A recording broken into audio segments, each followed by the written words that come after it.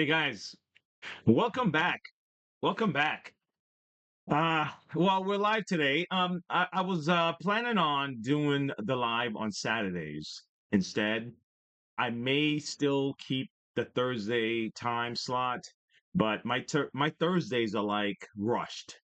You know, it's pretty rushed. Like right after I leave here, I'm heading to school, do a school pickup from there, heading to the shop and it becomes a thing. So I said, man, maybe Saturday should be the best day for me to do live.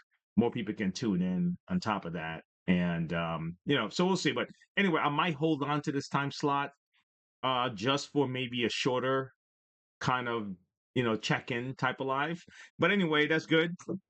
Guys, listen, before we dive into what I'm gonna be talking about today, check out the merch shop. Like I have a little, it's called GM Arts Shirts.com. GM is Gold Mine Art Studio. It's my little, all the little drawings that I do. I kind of put them online on gmartstudio.com and kind of you get to see my artwork and stuff like that. Even on Facebook, you can find it on Facebook too. And so I decided to create the shirt website based off of that name. So it's gmartshirts.com. And let me see if I should be able to have it pulled up here. Let me see something here. Give me a second. Let me see if I can have it pulled up. Uh, Give me a moment. Yeah. This way you guys can at least see some of the shirts that I have if you've never visited the site before. And it's fun. I haven't been able to really kind of dive in properly to kind of go at it. You see that? Yeah. So there's a few little shirts that you'll be able to do. There's slippers and everything else. Okay. All right. And so that's the idea. That's the idea, folks. All right. Take a look at that. Take a look and see what you can find. Find something cool that you can get for yourself. It's a way to support the channel. We appreciate it. All right. Anyway, today we're going to be talking about really Kirby. I used to sell Kirby. I sell Kirby's back in the day, and not even when I say back in the day, I'm talking. I sold them for over 15 years or something like that for a while. Okay, I was in recruiting. I ran a field crew. I had an office with about the most at one time was about 25 salespeople, and then I just there's a story. One of my lives. I was telling the story. I'll put it back up again.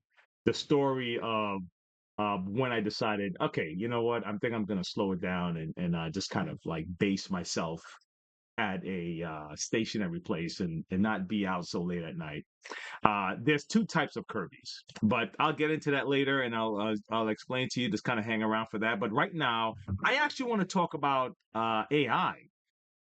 So we were talking about robots last week, right? And that it is a thing. Robots are going to be moving into warehouses, docks. There's a restaurant close to us that has a kind of a box robot. I guess these are the first guys in the area, and they'll deliver your food in the tray.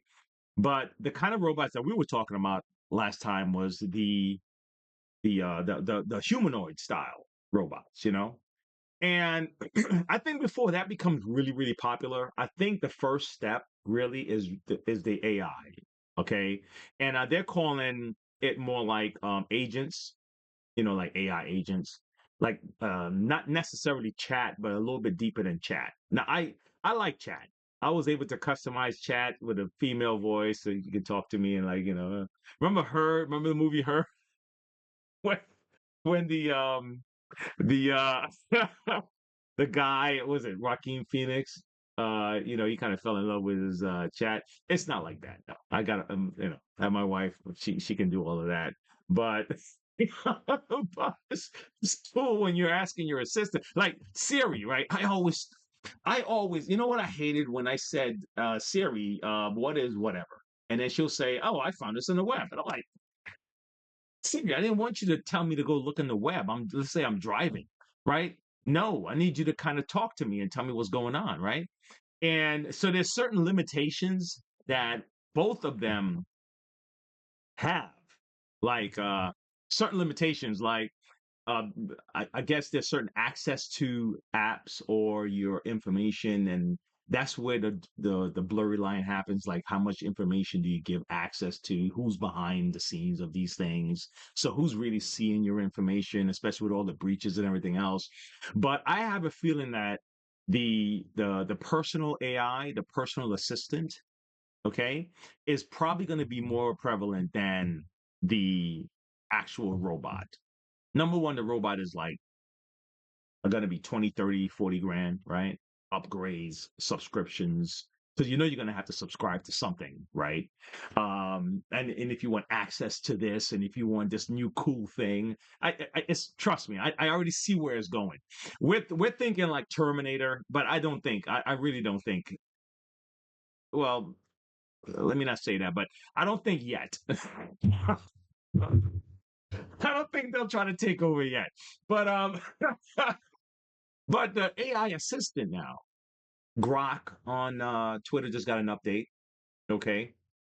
Um, you got what's the other one? Plexity. When you want to do research, I think it's Plexity.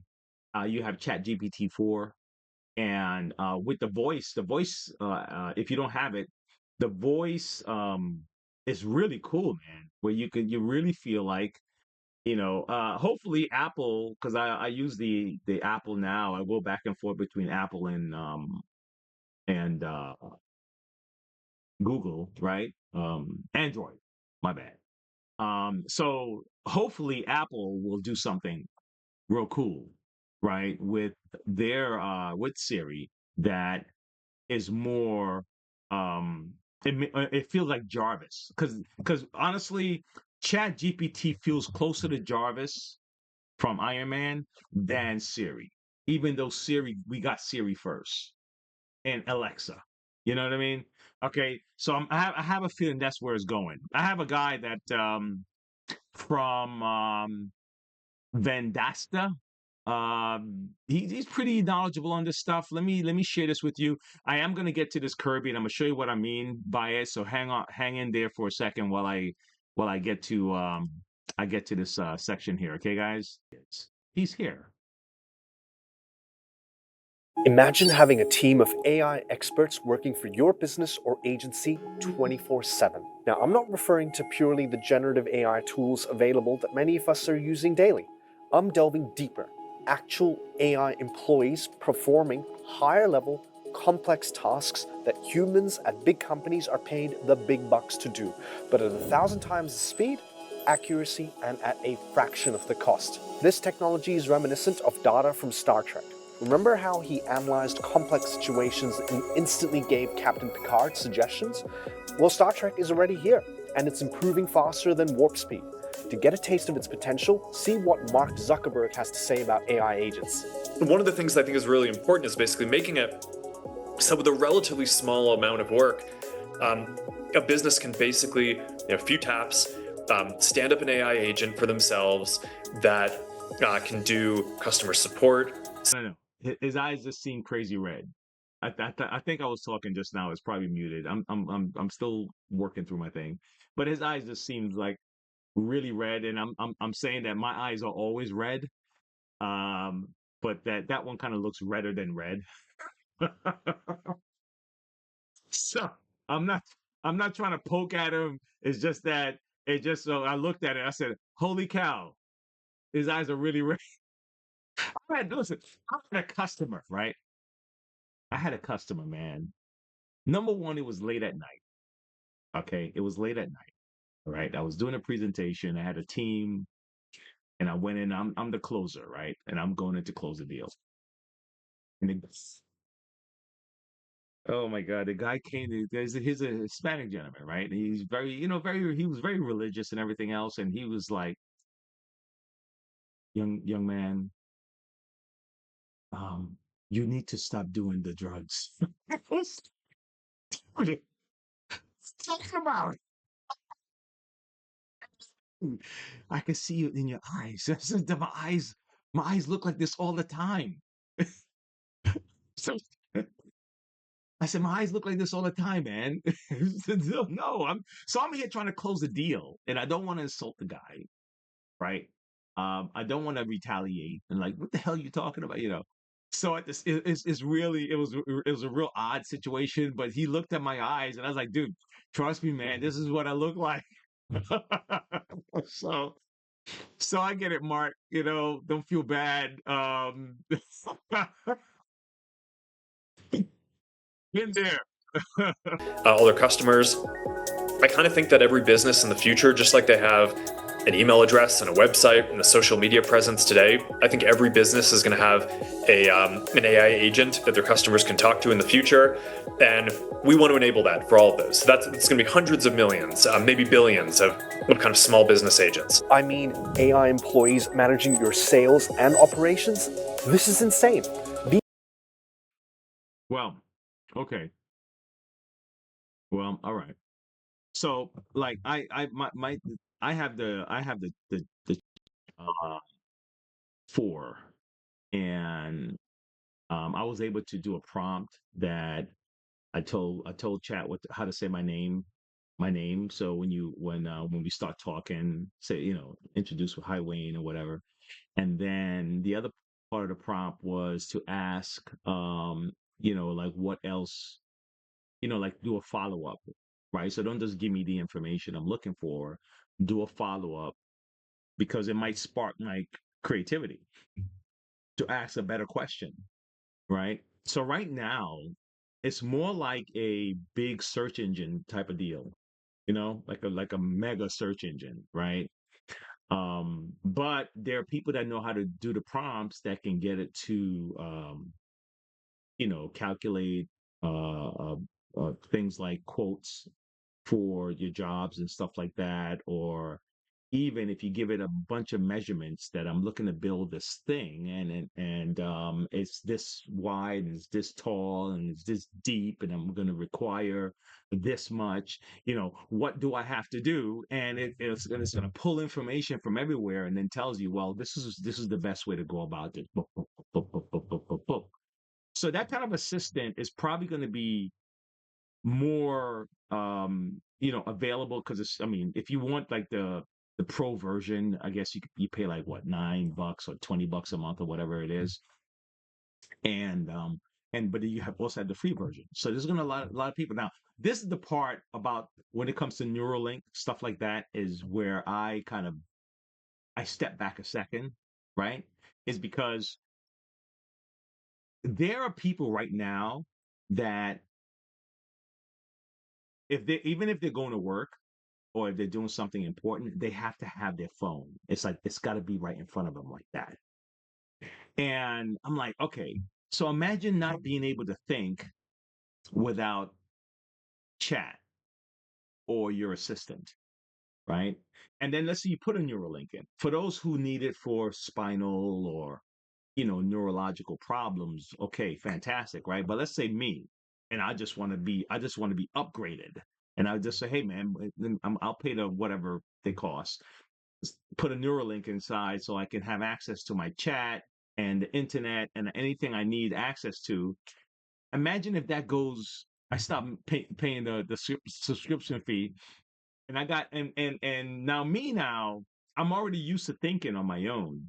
But imagine someone in that world growing up with that, and now that thing is offline. That person now becomes like, I don't know. I'm just imagining this. I may be totally off base. Okay, I may be totally off base, man. So anyway, um, but how's this? You at least you at least have to ponder it, right? Right? That it's possible that like it's a possibility, you know? Anyway, anyway, all right. I'm moving on, folks. Okay, I'm moving on. All right. Next up, okay. I'm gonna tell you why the I have kind of a renewed appreciation for Kirby. There's a couple of guys I've been following.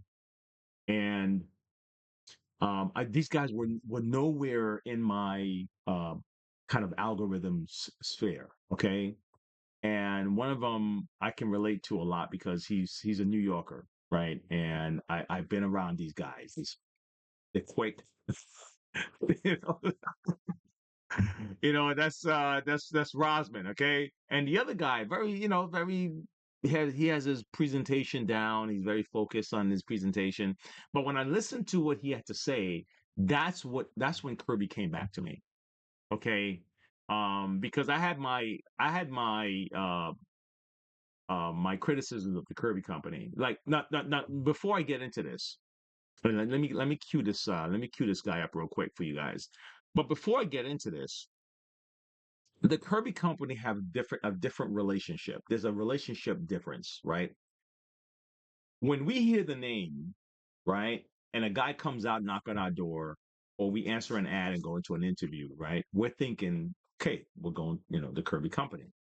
But the relationship is really like this.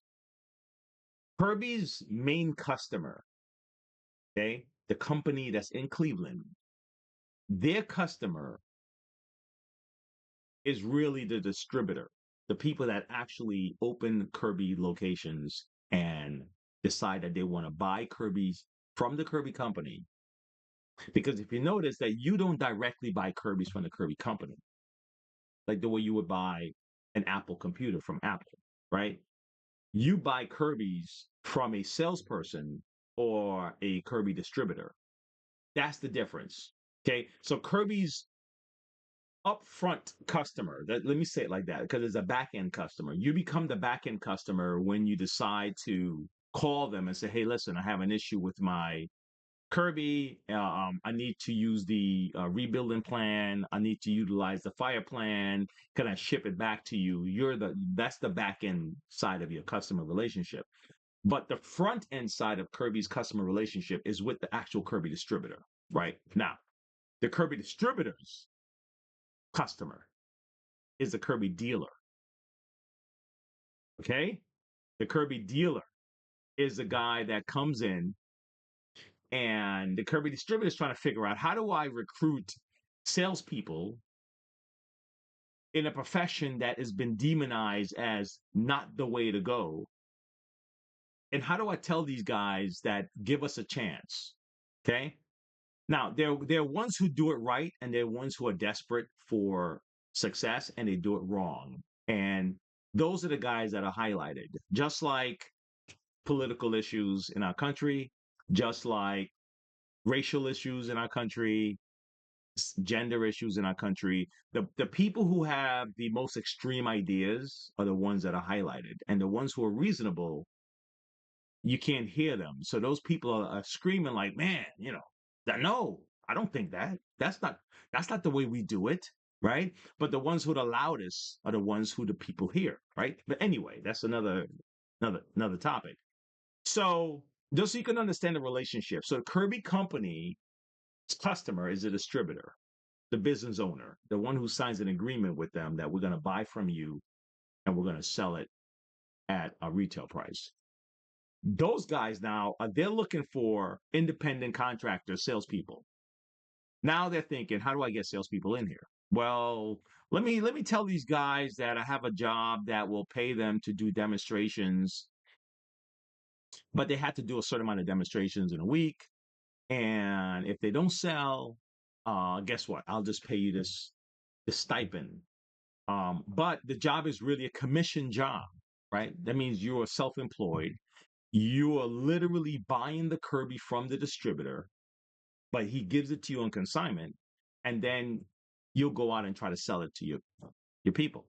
Okay? The distributor says, I'm going to lend you my financing connections so you can sell to your people. Okay? Because if it's a real business to business deal, his job is really supposed to be done, right? The moment you buy, you're supposed to come with cash, buy the Kirby from the distributor, go out and try to sell it to your customer, and you find a way to finance that Kirby for the customer, or they have to pay you cash. You understand? But the distributor says, well, that's not going to work, right? I mean, how many people that are desperate for income and for a job have a set up to do this. No, they're not like me. I was set up to do this, but they're not set up to do this. So let me offer them kind of a job scenario so they feel like they're coming in for a job, and I can train them to do the independent contractor stuff. So that's kind of how the relationship works. So when you have a problem with the Kirby dealer knocking on your door, that is not the Kirby company. You got it? So when I said I have a newfound respect for the Kirby company, my criticism wasn't about the distributor. It wasn't about the hiring practices. It wasn't about, or the recruiting, I should say, recruiting practices, because it's the only people they really hire would be the call center ladies, or guys, secretaries, or receptionists, admins, repair people. The salespeople are recruited to join uh, an agreement contract program that you independent contractors sell our products, etc. So I just want to make sure I use my wording properly. Okay. So my criticism though was about the fact that they are not innovating. Okay. That was my criticism. Like I said, man, you guys have the same product and everyone else is going ahead of you. Okay. Everyone else have like, all these other light detection and everything else. And I said, my mind was like, okay, well, you have the model, because you have to make sure you stay true to your customer. You have the model to um, sell your products to the distributors. But hey, can you come up with another model that will allow you to, um, move more mainstream type sleek products? And I totally get it. It's just that my brain was just like shutting it down, because I'm like, come on, man. We're still using this style. But I've been reformed. I'm gonna tell you why I've been reformed, and I'm gonna share something with you first. Okay, take a look at the Kirby. Number one, Kirby's made in the United States in Cleveland, Ohio.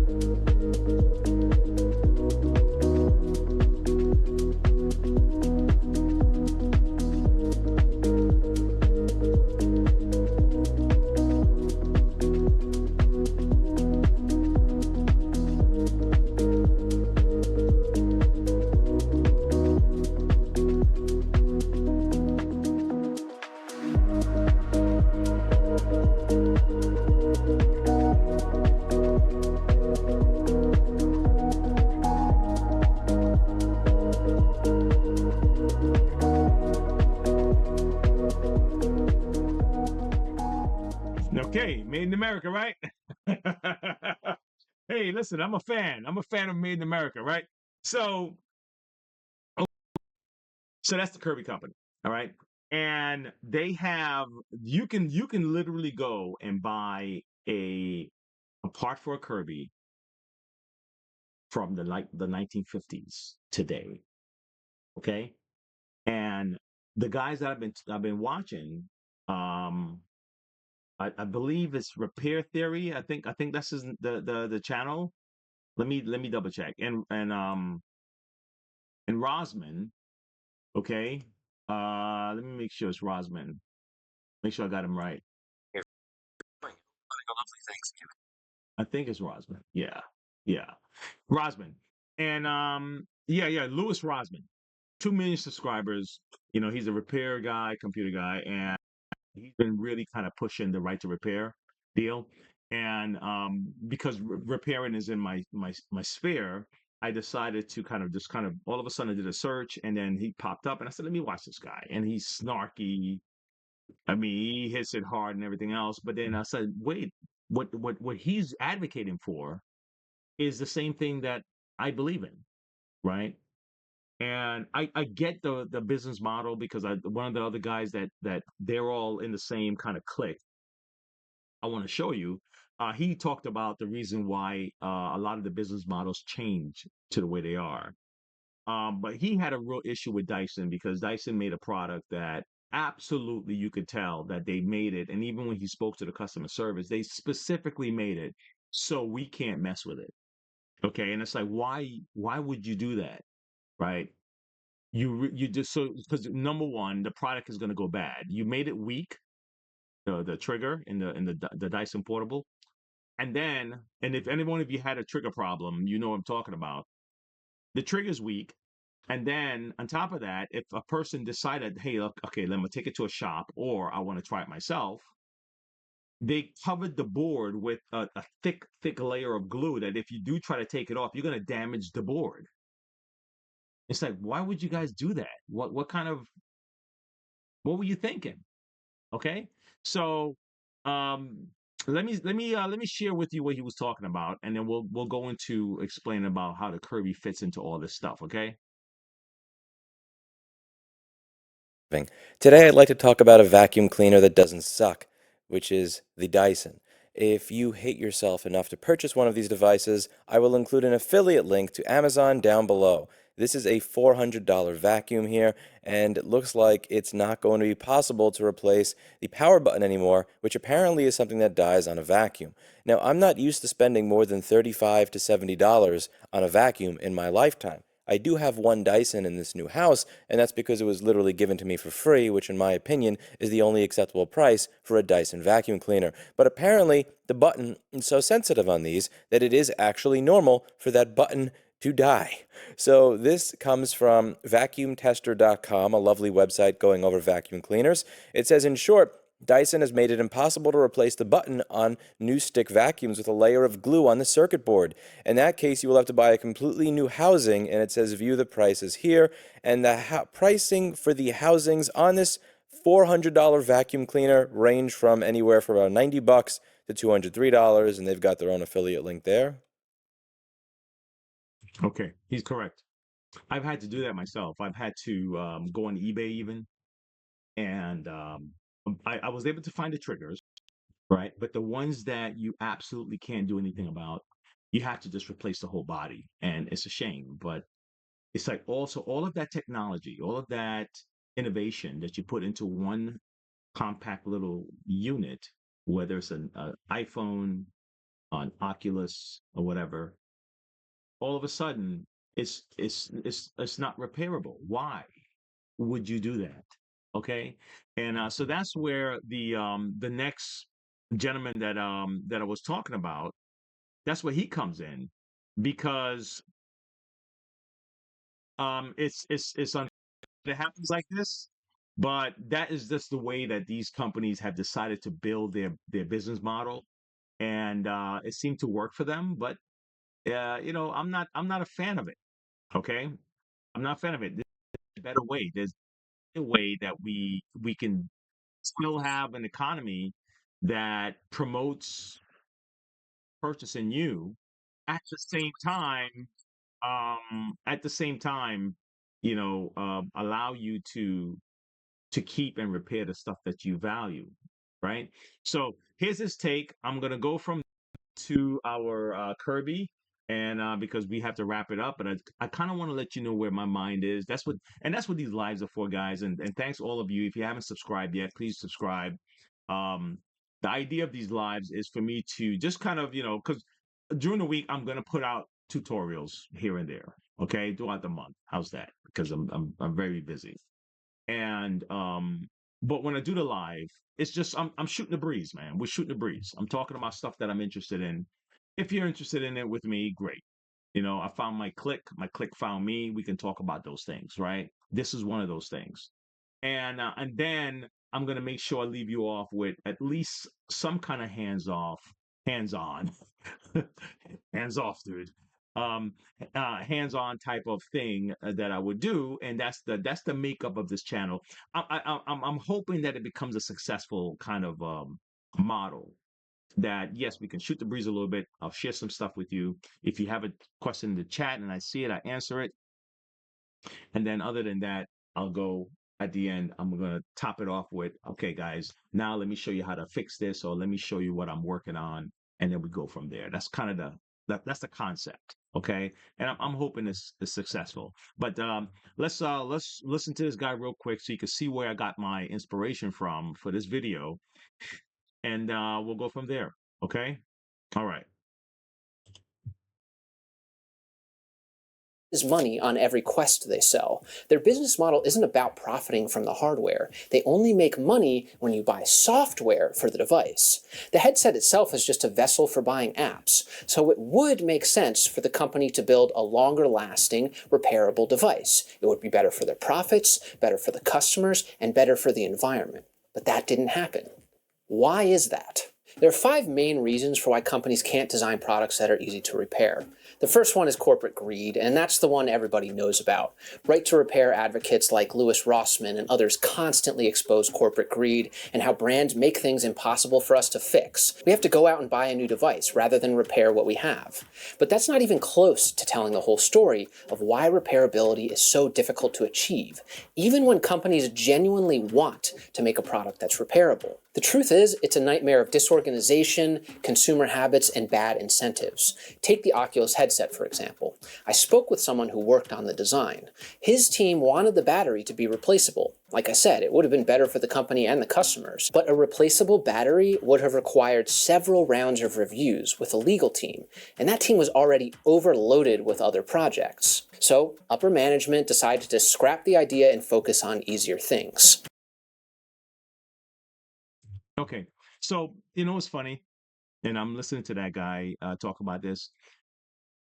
It's a lot easier for us to that the reason why these guys are doing this is because they're just trying to take advantage of the consumer, right? And we're also not looking at um, the competitiveness of the market, the structure of the corporations themselves. I mean, we just had an issue just the other day with a healthcare CEO, and I'm like, imagine that you got a job just for a second, all right? Whether you are supporting the gentleman that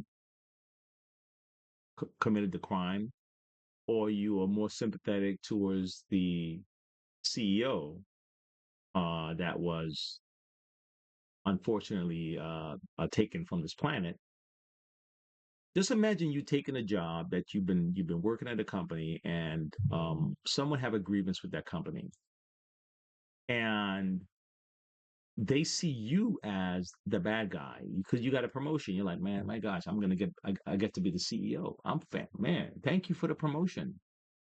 And as a result of you getting that promotion and that person's grievance with the company, he think that you are the evil baron, when sometimes it can be like he was just talking about, the structure, the incentive program. So let's say you have a sales team who's incentivized to sell. You have a legal team who's incentivized to delay. You have a research team who's incentivized to cut costs, let's say, right?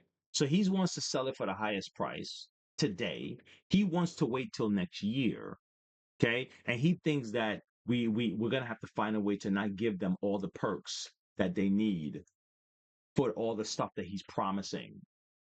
And he's promising that it's going to be available right away. And he's saying, no, it's not going to be available till next year. And he's saying, no, we can't give you all those things that you want to promise.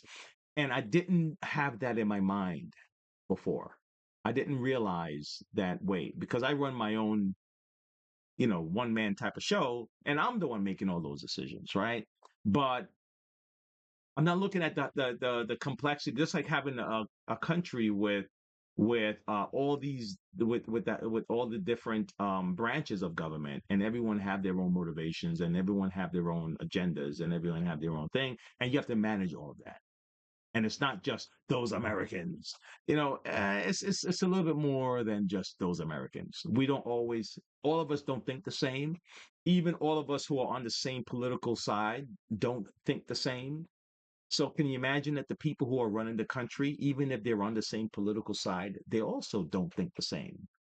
Their goals are not the same. So it is a lot more complex to the problem. And again, that's why I have a brand new respect for Kirby, and you're gonna see what I'm talking about. Okay, all right, you're gonna see what I'm talking about.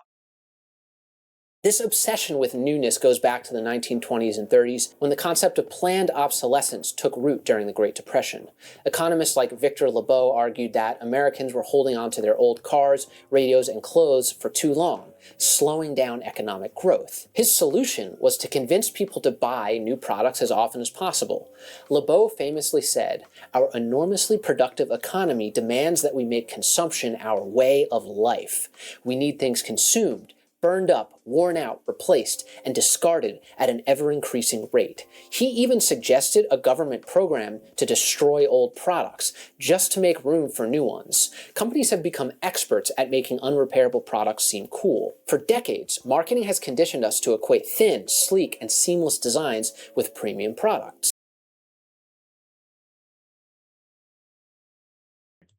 Okay, I'm I'm sold. I'm sold on what he's talking about. If you're not, I'm not sure what I'm not sure what to say to you. Okay. Um, if you are in the business of just throwing away your money and being taken advantage of, that's one thing. But if you really honestly do value holding on to the things that you purchase, at least long enough for you to feel like you got your money's worth out of it, you know. And then if you need help, don't feel like it's easier for like a website that makes it easier for me to buy the item and make it difficult for me to find help on the item is that's wrong. Would you agree? Would you agree that's wrong? If I can go through your website and I can easily find all the different options, payment options even, but now I want to find service and I want to find a part, and I'm like, oh my God, why can't I find the part for this thing? Why isn't it available? Where's the schematic? Oh, that's by design or negligence, but I think design. I think design. So there's a laptop company that he's going to refer to, and also Canon cameras that he's going to talk about. And the Canon camera part is where the Kirby comes in, and even a laptop company, okay, is where the Kirby come in. And I want to kind of get to that real quick because that's where the magic is in this particular thing that this guy was doing here. And let's see if I can get right there to it. Okay, all right, I'm gonna get you right there. Now, of course, not everything is disposable. There's so many products that are designed to be repaired right from the start. 3D printers are a great example. The Creality Ender 3 Pro and many Prusa 3D printers can be endlessly modified. Both brands are almost entirely open source, acting as a stock platform that you can use as a starting point for modifications and upgrades. You can tweak the hardware and software however you like, with a huge range of third-party modifications available, like stiffer springs and more precise gears for leveling the print bed. There are plenty of other examples too. Desktop PCs and electric guitars are also very modifiable. But this is hard for companies to achieve. Managing all these replaceable parts is expensive and complicated. Companies need warehouses, inventory systems, and employees to manage it all, and the ability to ship parts to customers. These costs add up. That's why companies that do offer spare parts charge a premium for them. It's the only way to make the system viable. But there are ways around this. For example, you don't necessarily need to have every part of every single model. Here's what Nirav Patel of Framework had to say about it. We don't have to stock every module and every part we've ever made. We only have to make sure that they're compatible parts that are available. As long as that new module is cross-compatible to, let's say, the previous generation main boards, previous generation systems, then we can end of life that original or that earlier generation module. In terms of backwards compatibility, All right. And that's where it started. If you get where I'm going, that's where it started for me. I was Kirby company. I said, man, you got this old. Even the new Kirby looks old, right? It has an old look. There's some people. There's a girl that. Let me see if I can find this girl because she was talking a dinosaur Kirby that she got right. And she the Kirby is only about 10 years old, and she's already talking about that it's a dinosaur.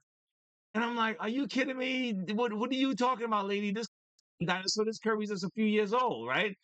Compared to what dinosaurs are, which is if you bought something from the 50s, 60s, 70s, etc.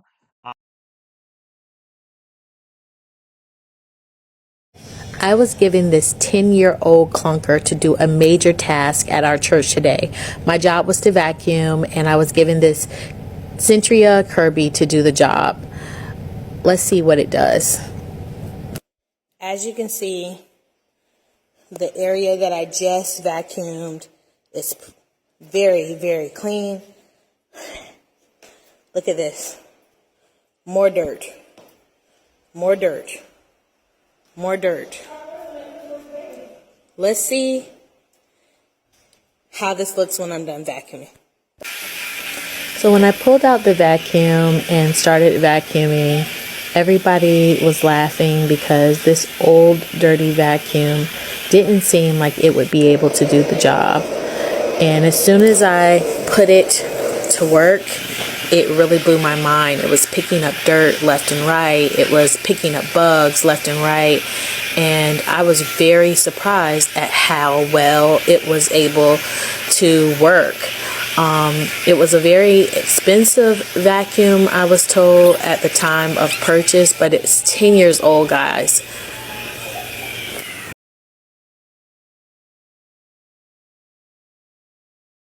Okay, so think about it. I have a Kirby. I used to the Kirby I used to use is from like the 90s.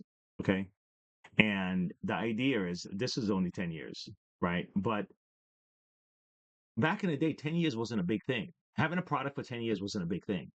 But this young lady having a 10-year-old product is old. How did we get here, right? Like a 10-year-old car, it's not a big deal. But imagine you get to a point where if your car is 5 years old, they're like, oh my God, look at that dinosaur. That means we've been mentally conditioned to get the time where it's acceptable for us to hold on to a product is going like this. Can you imagine if it's within a year? I mean, iPhone is already doing it, right? Every year there's a new iPhone or whatever, and then people are like, "Oh, I'm gonna get rid of my old one," and then so I'm now I'm gonna get into a new contract for another $1,500 to buy a new iPhone. What are we doing now? iPhone is happy about it, just like with the new. I was talking about earlier with the new AI assistants. Customer service, admins, they've already known that their job is on the way out, right? People help desk, um, but the companies that are going to benefit the most from AI would be Apple and Google and Amazon and Tesla and Nvidia, all those companies that are in that area is going to benefit. Trucking companies, the trucking company may benefit, but the truckers, they're going to feel it, right? The manufacturing company is going to benefit, but the manufacturing workers may not um, be able to, you know, come out of it unscathed, right? So, all these things have that kind of a weird kind of a balancing act, and a hard pivot is going to be necessary for us as the individuals in the country.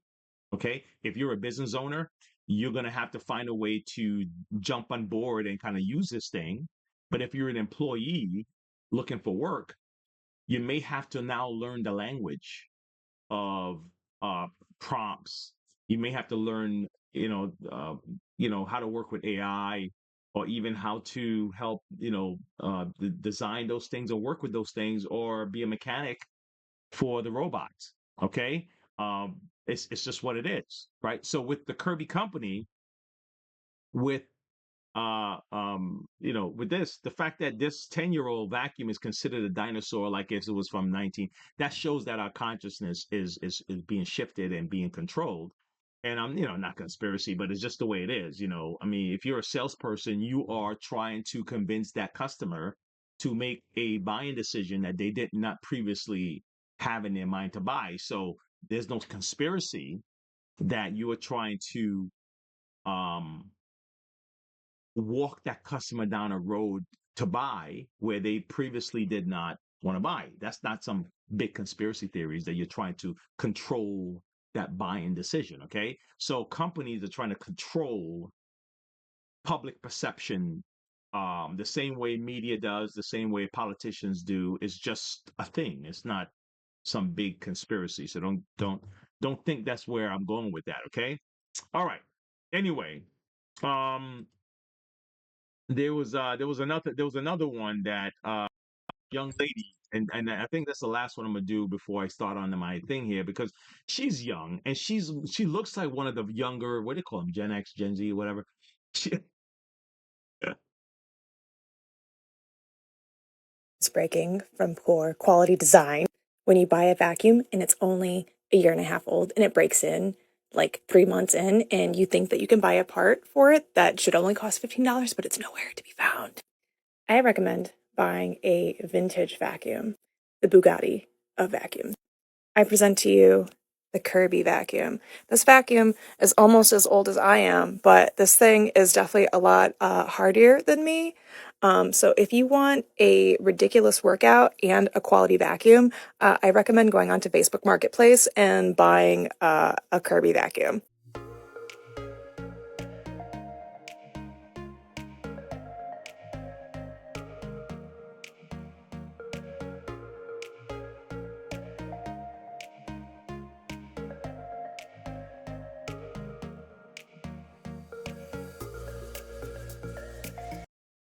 yeah, I don't agree with that last one. Well, if she had a and she was doing that with a heritage, I would agree. That's a Centria, the same 10-year-old vacuum that you saw that lady zipping through the church with. No, the Century have a tech drive. So there shouldn't be any reason why she's working that hard for Kirby. Okay, at that age. Okay, that's crazy. That's so anyway. That's Let me see something here. There's one I wanted to see before I go. This one here. Think about this. This one is way older than the one that girl was just showing. All right, and I'm gonna start setting up my stuff here. This is the G3. This is the first Kirby I sold when I started with Kirby. All right. And again, like I said, I've been very, very harsh on them for having the same old as design. But the fact that a Canon camera would allow you to replace the lens going back at 80 years or so, you can still put on an old lens. And if they do have a really fancy new version, they'll give you an adapter so you can still put your old lens on that Canon camera. The fact that that laptop company that gentleman was talking about, you can replace all the parts easily, right? You can replace the batteries easy. You can replace the chips easy. You can replace the CPU easy. You can replace the keyboard easy. All those things are replaceable, but it's not the sleek looking, not really fancy looking type of MacBook type deal that we've gotten so conditioned to seeing. So the Kirby is not the sleek looking robot vacuum style looking thing. It looks like an older machine, but every single piece of that Kirby can be replaced. And the Kirby company, which is in United States in Cleveland, makes sure that every single part is available for you to replace it on your Kirby. And that's when it dawned on me, like, oh man, okay, I know I still feel that they need to make it more modern or have a modern division, but I get it. And I'm like, okay, man, you guys, okay, all right, okay, damn it, okay, I get it. I'm all right. All right. All right. So yeah, so I'm gonna move on into the next part. I want to show you, I want to demonstrate what I'm talking about. I want to show you what I'm talking about, and then we'll go from there. Okay, here we go. All right. And I'll get myself set up while I show you this G3 Kirby, the first one that I.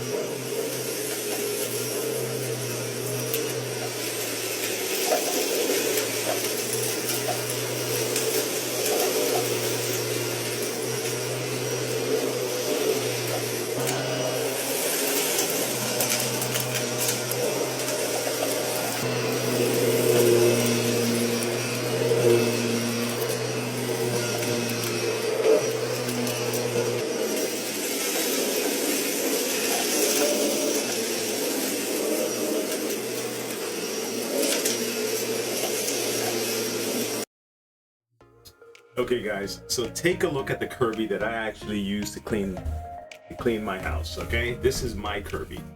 I did some artwork on it, created a, some of you probably saw it already. This is my dinosaur Kirby. Okay, but guess what though, regardless of what I did to the body, anything I need for this I can order, right? And I can also interchange any Generation series, Centria series, Avalier series. All the parts are interchangeable. So if I need a part, I can order the part for the Kirby. But if I don't need a part and I just have one around, I can just swap out a wheel from any other Kirby that I have available and just pop it on, right? All the heads fit. This is the quad head that I have, right? But if I want to put a G4 quad head on here, right? Let me just turn this here. This is a G6 quad head I converted into this dragon here. These are my dragon claws. I made these out of now this is an Avalier bumper, right? Because I needed it for the way it looks, you know, to work with this. But I can just put a G4 head on this if I wanted to. From 1994. Look at this. Make sure I take it off. I have it on a slant. All right, here we go. All right, and this G4 head can work with mine. All right, and I can put the hose. I can do all. I mean, every single part of these things. Now, there's a few little tiny changes that they made, but it's not a big deal. Let me show you what I'm talking about. Let's say, for example, to me, the newer brushes are better, right? The way the brush is designed, the new style, okay? Like this one here that I use. I got all my hair on it. All right, but this is a newer style brush. The way these patterns are, they create more of a vibration to get that dirt up out of the floor, and this is the old sweeping style. All right, and if you ever want to upgrade your older Kirby to the way the new ones clean, I would recommend just changing out the brush. All right, it's a short, unless you want to change the aesthetic and change the style and the look and all those things. But if it's just cleaning that you want, you say, man, how do I get my new Kirby? Here's a brush. I was looking for it just now. If I wanted to swap out the brushes, there's a few things that are different because the end caps are different.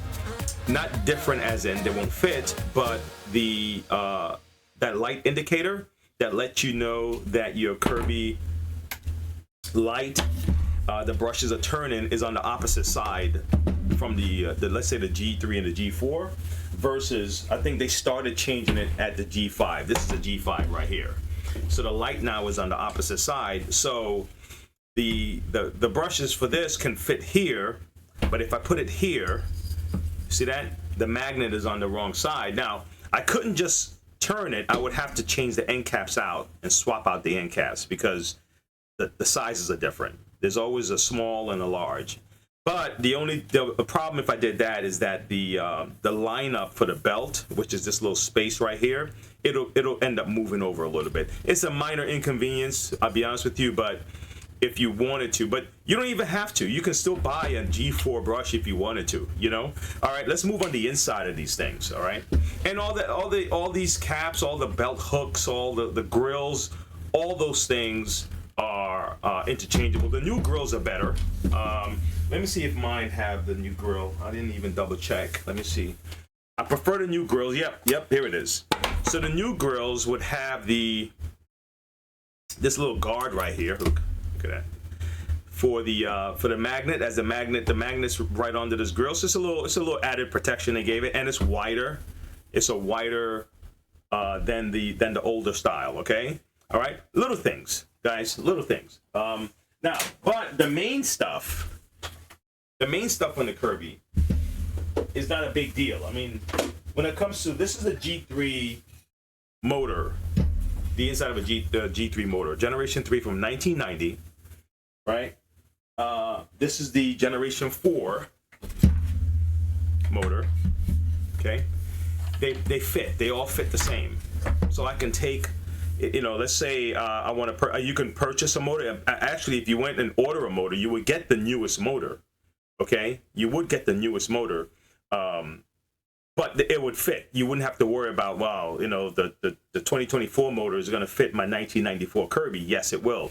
The power switch for the 2024 version, it will fit the 1990, the 1991, 2, 3, 4, 5, 2000, all the Kirbys. All right, all the carbon brushes fit the same. All right. All the cords will fit in the cord holder. The only difference is the kind of clamp that you would use to clamp the cord to the machine is a little different, and I've even made modifications to make that work also. All right. What else is slightly different? This gasket. These heads would fit. Like this is a G3. The G3 and the G4 uses the same faceplate here, right? The fan casing plate, right? But guess what? If I wanted to put it on a G3, this newer style, it'll fit. It'll fit in a G3. The only difference is now with your hose attachment, this gasket is a bit much for it. It's a better gasket than these. So the hose is it's going to be a little bit more difficult to put the hose on. What I've done is I've just trimmed the G3 hose gasket, because the hose come with a gasket in the G3s, and the ones after that, the hose don't come with the little gasket. I just use a little blade and I sliced off the edge of the gasket, and it fit all the same. So tiny little changes that people would make to make these things work, but it all fits. I'm just trying to let you see the point I'm trying to make here. This is a headlight assembly for generation G7, the Ultimate Kirby's, but it'll fit perfectly on a G4, okay? And it'll fit perfectly on a G3. The only difference is that if you're going to use this, right, the headlight casing is designed differently. So you would have to get that, or just order the original, the original. Okay, I'm just saying that if you had a Kirby, you had to swap things out. But if you need to order something, you can order the exact thing that you need. That's really what I'm getting at. All of these are the same. You know, just about all of them. Like some of them didn't have the spring, which is an upgrade to the first ones. Some of them do, but that's not even a big deal. All right, so let's keep that in mind, man. If I had to change out the tech drives in the back, the wheels in the back, let me show you something. And without taking I'm trying not to take too long, but this is all of these here. This is a newer style power switch, okay? And if I had to put this power switch in a G3. Okay, this is for the newer style. Well, the newer style I think is white here, but so the color changes, all that stuff. Right, look at it. This can just slide right in. I don't have to upgrade any prawns. I don't have to, upgrade the motor. You don't have to go get the new motor to go with the new power switch. The power switch will fit the old motor all the same. It all fits. It all works. Okay, so that's the point I was trying to make, and that's why I gave the laptop company their credit, because it takes a lot of courage to do that, especially in today's climate when we are kind of geared to keep changing things out. And I was part of that when it comes to the Kirby. I'm like, why don't you guys get a sleeker looking machine? But I understand fully that this is needed in the society. Not necessarily saying the Kirby is needed, but I'm talking the attitude behind making a product that you can just swap out the parts, even going 20 years back. Okay, think about it. You buy a new, PlayStation or whatever, and even trying to play the games on a PlayStation 2 game, on a PlayStation 3, PlayStation 4, it's like, think about when people had PlayStation. They were so happy that they were able to play some of the older games on the newer PlayStation, right? And I know the idea is they want you to buy the new thing, but there's a little customer dissatisfaction when you purchase and you've been a committed customer, and then you do an upgrade and now you can't take your stuff with you. Now this is an old wheel. This is the last thing I'll cover, right? This is old, because the transmissions are all the same, by the way. I'm sorry. I just wanted to make sure I mentioned that. But this is an old wheel this is a G3 transmission. This is a newer wheel, and so if you want, because the old wheels used to skin out. Take a look at this, right? It'll just lose all of the rubber, and because I tell you that G3 transmission power, I don't know what was so different about it necessarily, but it had a more of an impact, more of a zing to it. It was even a little louder, I'd have to admit, but it would burn off the rubber. So if people found themselves with these kind of wheels, you can just buy a new wheel, take it off of your look at this here. Just take this off. Okay, this comes right up and out. Just kind of pop this out of here. Still see the rust on this thing. Okay, and if I want to swap out a wheel from a newer Kirby, okay, look at this. Take that off. Pull this wheel out,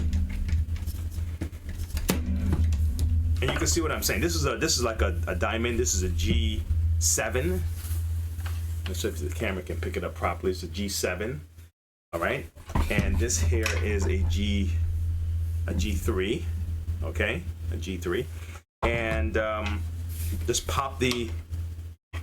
And right here, this is a G3 transmission. I was just swapping some things out earlier. See, this is a G3 transmission. You can tell by the color of this little selector. And I can just swap the wheels out. No big deal, okay? So those, I have to give them credit, regardless of how you feel about the weight of the machine, or salespeople, all the other stuff. I'm giving credit where credit is due when it comes to the design. And I'm taking back some of my past statements about how antiquated the design is on these machines, because to create it, like the guy was saying earlier, to create a kind of a machine that's going to do interchangeable. It's not going to be the slickest, smoothest thing, and I'm not even sure if I played that clip yet, but it's not going to be the slickest, smoothest thing as we have today. Some of it is going to look a little bit, but because it's designed so you can pull out, put in, pull out, put in. So it's what it is, and I'm excited that I've discovered this after all these years. I've discovered this new appreciation for a design like this, because I love doing things like this. I love, manipulating the structure of something, creating something new out of something old. I've created cars out of parts that I took from vacuum motors and stuff like that, to create these little remote control cars. I do those little fun things with my kids, and so this is just up my alley.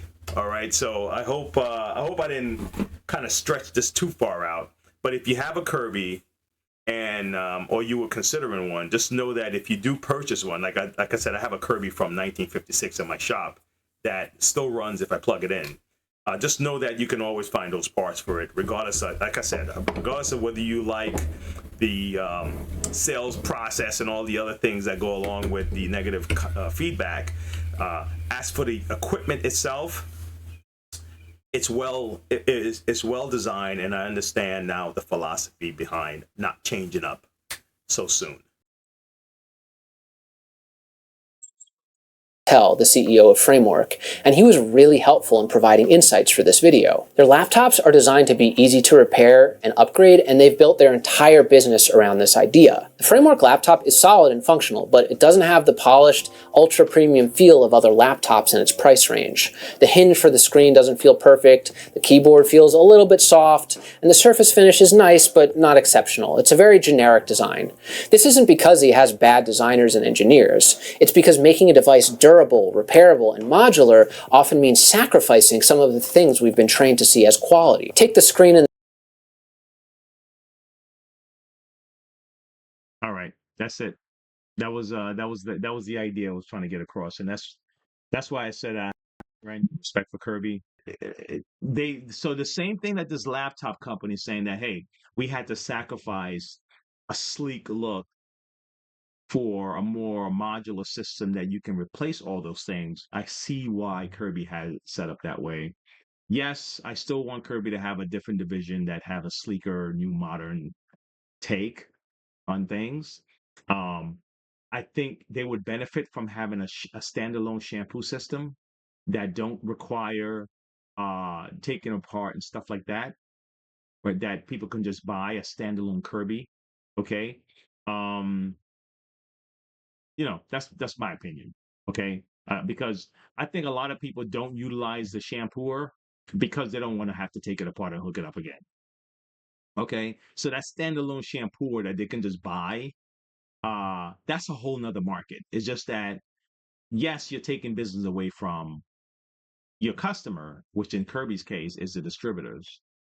And that's the delicate part. So anyway, guys, that part, yeah, that whole mute thing got me a little bummered out because I've been battling this thing for 4 weeks now, and I thought I had it this week. It's like, God, no one's gonna be able to say anything this week about my mute button. And I made the same mistake. But I'm positive though. Okay. And actually, believe it or not, Kirby taught me that. To stay positive regardless, because man, trying to solve a problem with a negative attitude will just create more problem. Okay, so what option do I have? I have two options. I can go about this being negative. Negativity has its purpose.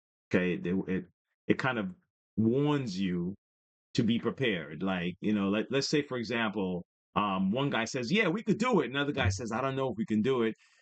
Okay, if I took it a step further, I would ask the other guy, all right, being that you're being negative about this, why don't you think we can do it? Well, because we didn't get to train long enough, and we don't have this, and we don't know this, and we don't know that. Well, he just gave you the game plan. This is what we need to do to win. So that's how negativity in my mind works. So I understand it's a tool. I just don't let negativity drive the ship. Okay? You can't drive. You're an advisor. All right, guys. Until next time, okay? Stay positive, stay cool. All right, and I'll see you soon. Okay, bye.